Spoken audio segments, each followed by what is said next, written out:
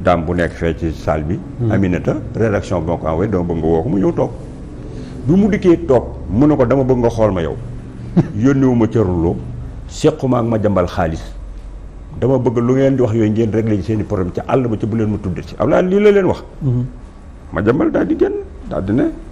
Assane Ba ñoo ma bind ci tête de liste bëggoon ma salir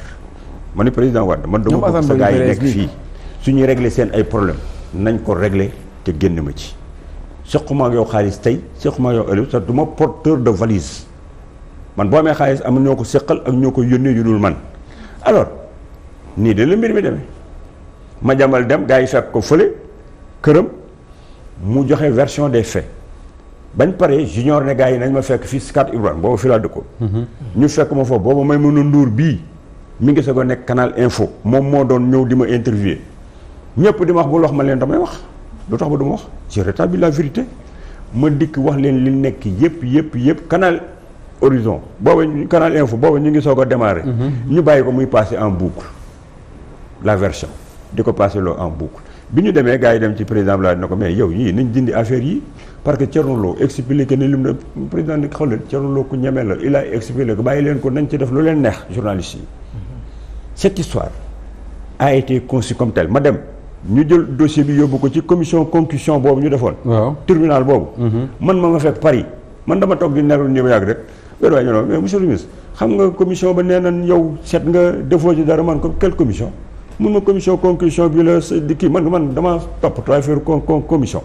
man sama conscience bopp ak ñi ma xam nañ bu baax ne lii histoire la bu ñu fomenté loolu et puis cette histoire waa ma suivre parce que gars yooyu dama leen a saaga ñu ne léegi Thierno Lo mii dañ ko génn gouvernement bi c'est pourquoi quand le président Macky Sall doon di génn ñu war a dem assemblée nationale xam ngeen maag président Macky Sall ñu leen envoyé ndoo assemblée parce que j'étais chef de liste au niveau du département de Kébémer man ak feu Issa Mbaye Samb devant waar wi de Modou Diagne mon frère Modou Diagne Fada ma gagné département bi ñu may envoyé assemblée ci lañ génne président Macky Sall premier ministre ñu envoyé ndoo ñu à l'assemblée c'est de là-bas que le président Macky Sall bi ñu defee gouvernement bi si ngoon bi mu woo ma dama Thierno tu sais que j'ai tout fait pour que nga restes dans le gouvernement mais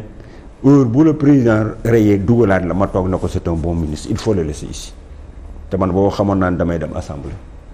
mais booba man xamoon naa ni président ay nit dama ngi taxaw ci bunt bi pour la première fois au Sénégal ay nit taxaw ci bunt un président de la République di def un gouvernement ñee taxaw ne par force Thierno du ci bokk parce que ña nga xam ne bi lee dama leen waxoon à l'intérieur de la présidence de la République ne leen je suis un ministre de la République la nièce le garde-corps du président le chef de cabinet du président amuñu impact ci li may def rus naa man ma nekk un ministre génn conseil des ministres dem dugg ci bureau chef de cabinet ba mbaa ma dugg ci bureau garde-corps ba ñu ma fay wax ay affaires yu may def kenn ku ci ñeme ci ñoom du ko def te ñaa ko ci mos a dama leen toroxloo ñooñu ñoo taxaw ne kii dañ ko génne ci gouvernement bi ils ont réussi leur coup parce qu'on m'a sorti du gouvernement à l'Assemblée nationale ma dem ci Assemblée nationale quand le président Abdoulaye Wade s'est rendu compte que ni lii c'était une injustice mu ni Thierno il va revenir dans le gouvernement c'est pourquoi je suis revenu du gouvernement mu jox ma 4 départements il m'a donné ministre de l'environnement